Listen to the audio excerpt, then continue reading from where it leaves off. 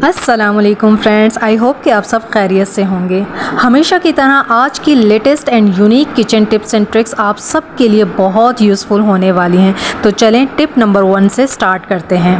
जब भी आयरन के तवे की डीप क्लीनिंग करते हैं तो उसके कुछ देर बाद ही तवे पर जंग के निशान लगने लगते हैं और तवे की सरफेस बहुत ज़्यादा रफ लगने लगती है। लोहे का कोई भी बर्तन हो, चाहे वो लोहे की कढ़ाई हो या लोहे का तवा हो, इन बर्तनों को डीप क्लीन करने के बाद अगर आप कोई भी ऑयल के 1-2 ड्रॉप अच्छी तरह से ग्रीस करके इन बर्तनों को रख देंगे तो कभी भी इनके ऊपर जंग नहीं लगेगा। इसी तरह से जब भी मैं तवे को डीप क्लीन करती हूँ तो इसके ऊपर थोड़ा सा ऑयल लगा के स्प्रेड कर देती हूँ। इस तरह से मेरा तवा हमेशा नॉन स्टिक की तरह काम करता है, स्लिपरी हो जाता है, रोटियाँ चिपकती नहीं हैं और फूली फूली बनती हैं। तो देखा friends, after deep cleaning 2 drops oil ने तवे की रफनेस और जंग को ख़त्म करके नॉन स्टिक लुक दे दिया। उम्मीद है कि ये छोटी सी टिप हमेशा आपके किचन में काम आएगी। एप्पल एक ऐसा फ्रूट है जिसे कट करके फ़ौरन ही कंज्यूम ना किया जाए तो ये ब्राउन होने लगता है। समटाइम बच्चे लंच में एप्पल कट करके लेके जाने की ज़िद करते हैं। अब ये एक हेल्दी फूड है तो इसे मना भी नहीं किया जा सकता, लेकिन डर होता है कि ये ब्राउन हो जाएगा। तो इसके लिए क्या किया जाए? जब भी मुझे अपनी बेटी को लंच में एप्पल कट करके देना होता है तो उससे पहले मैं एक काम करती हूँ। एक बाउल में पानी लेकर उसमें 1 चम्मच नमक डालकर उसको मिक्स कर लेती हूँ और एप्पल्स को कट करके इस पानी में सोक कर देती हूँ 1 से 2 मिनट के लिए, और सिंपली एप्पल्स को निकाल कर लंच बॉक्स में पैक करके उसको दे देती हूँ। इस तरह से एप्पल्स काफ़ी देर तक ब्राउन नहीं होते। आप भी इस टिप को ज़रूर ट्राई करके देखिएगा। इस तरह के डिश वॉश स्पंज मेरी तरह अक्सर ख़वातीन बर्तन धोने के लिए इनका इस्तेमाल कर रही हैं। डेली ढेरों बर्तन धोने के बाद इसकी हालत कुछ ऐसी हो जाती है। इसकी रिप्लेसमेंट में एक नया स्पंज आ गया है जो कि बहुत अच्छी तरह से काम कर रहा है। इतनी अच्छी तरह से काम कर रहा है कि ढेरों बर्तन धो रहा है, सिंक एरिया को क्लीन कर रहा है, हमारे किचन के स्लैब को भी क्लीन कर रहा है, जो कि बिल्कुल भी अच्छी हैबिट नहीं है। हमें बर्तन धोने के स्पंज को और सिंक को क्लीन करने के स्पंज को कभी भी मिक्स नहीं करना चाहिए। सिंक एरिया को क्लीन करने के लिए किसी भी नेट या मेरी तरह एक पुराने स्पंज को इस्तेमाल किया जा सकता है। बर्तन धोने का स्पंज जब ख़राब हो जाए तो इसे डिस्कार्ड करने के बजाय सिंक और स्लैब को क्लीन करने के लिए भी इस्तेमाल किया जा सकता है। सिमिलरली जब चाय या दूध उबल जाए तो इस तरह से भी हम पुराने स्पंज को इस्तेमाल में ला सकते हैं। इस तरह से अलग अलग स्पंज यूज़ करने से हमारा नया स्पंज ज़्यादा से ज़्यादा चलेगा और हमारे किचन की हाइजीन भी मेंटेन रहेगी। किचन में डेली बर्तन धोने से या ख़ास तौर से जली हुई पतीलियाँ और भगोने धोने की वजह से सिंक का जो ये एरिया है, स्लैब, इसके ऊपर ब्लैक निशान पड़ जाते हैं, लाइनें पड़ जाती हैं। जब हम जले हुए बर्तन धो रहे होते हैं तो उसकी कालक निकलती है, कुछ इस वजह से भी, और कुछ बर्तन बार बार जब स्लैब से टकराता है तो ब्लैक निशान पड़ जाते हैं। ये वाला जो एरिया है ब्लैक ब्लैक सा हो जाता है, जिस तरह से मैं आपको दिखा रही हूँ। ये ब्लैक लाइनें आ चुकी हैं इस पर। स्लैब का प्रिंट भी कुछ ऐसा है, लेकिन यहाँ से आप देखेंगे ये क्लीन है, यहाँ पर आपको ब्लैक लाइंस नहीं नज़र आएंगी, लेकिन जो एरिया मैं दिखा रही हूँ वहाँ पर काले निशान आपको विजिबल नज़र आएंगे। इस पूरे एरिया पे इस तरह के निशान हैं। नॉर्मल क्लीनिंग से ये स्टेन्स नहीं जाते हैं, तो इनको साफ़ करने के लिए मैंने यहाँ पर यूज़ किया है ब्लैक ऑयल का 2 ड्रॉप इसके मैं इस्तेमाल करूँगी और इसको स्प्रेड कर दूँगी। मैजिकल ऑयल होता है ये, सिर्फ इसको 2 मिनट के लिए स्प्रेड किया है और अपना स्पंज लेके इसको मैं हल्का सा रब करूँगी और सिंपल वॉश कर लूँगी। तो आप ये देखें इतने अच्छे से ये क्लीन हो जाएगी। ये पूरा मेरा जो एरिया है ब्लैक हुआ हुआ था, ज़बरदस्त वाइटनेस आ गई है इसके ऊपर, निशान बिल्कुल भी नज़र नहीं आ रहे हैं, ग्लॉस आ गया है। तो इस तरह से आप अपने काउंटर टॉप को, स्लैब को रीशाइन कर सकते हैं, एक अच्छी सी चमक दे सकते हैं उसको।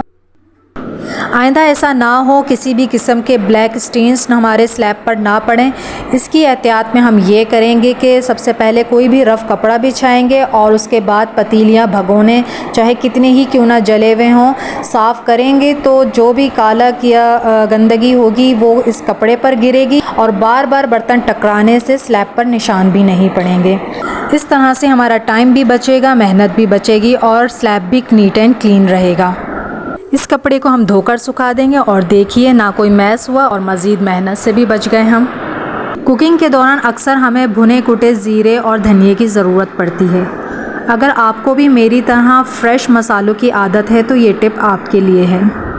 किचन में हम कुछ भी पका रहे हों उस दौरान हम दूसरा चूल्हा ना जलाकर हम गैस को बचा सकते हैं, अपने टाइम को बचा सकते हैं। जैसे कि यहाँ पर मैं छोले बॉईल कर रही थी और मुझे रोस्ट ज़ीरा और धनिए की ज़रूरत पड़ी, तो मैंने अलग से चूल्हा ना जलाकर उसी पतीली पर तवा रख दिया। जब वो गर्म हो गया तो उस पर मैंने ये दोनों चीज़ें डालकर रोस्ट कर लिया।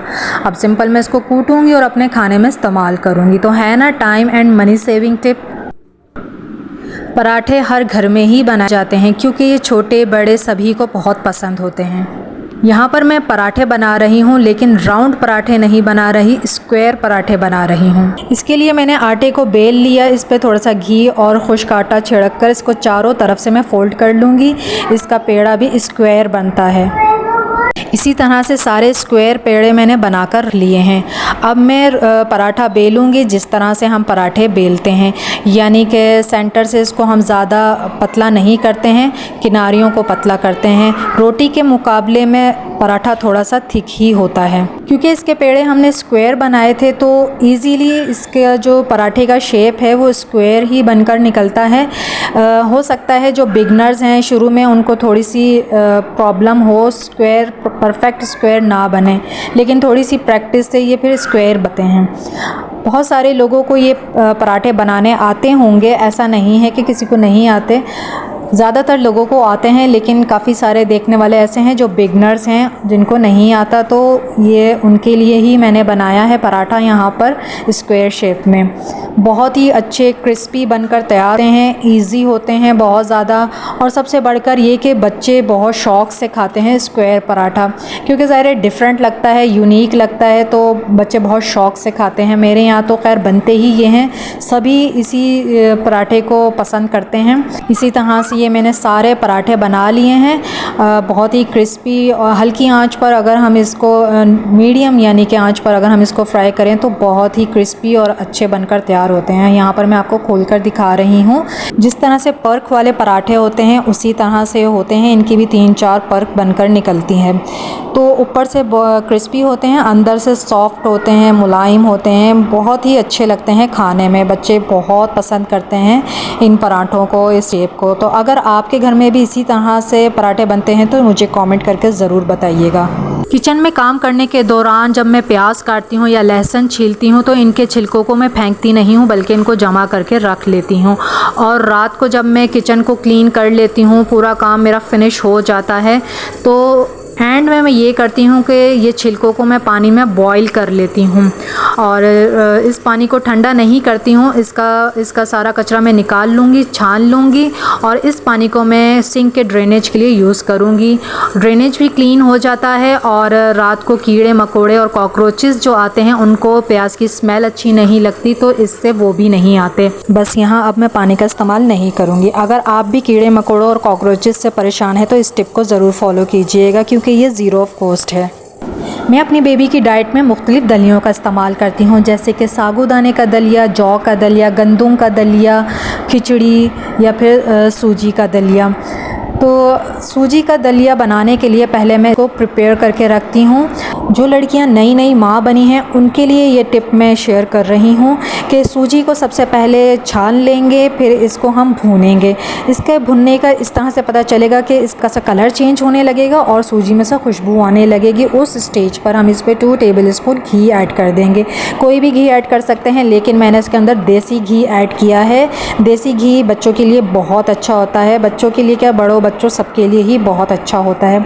इसको मिक्स कर लेंगे अच्छी तरह से। ये मिक्स हो जाएगा तो सबसे पहले हम इसको ठंडा करेंगे, फिर किसी भी कंटेनर में इसको डालकर रख लेंगे। ये इतना कन्वीनियंट रहता है बच्चों की माँओं के लिए। 1 या 2 चम्मच इसके मतलब सूजी के डालें, इसके अंदर थोड़ा सा पानी डाल के जब ये फूल जाए इसमें दूध डाल के दलिया बना लें। इससे बच्चों को कॉन्स्टिपेशन नहीं होता है, ईजी टू डाइजेस्ट होता है और झटपट से बन जाता है।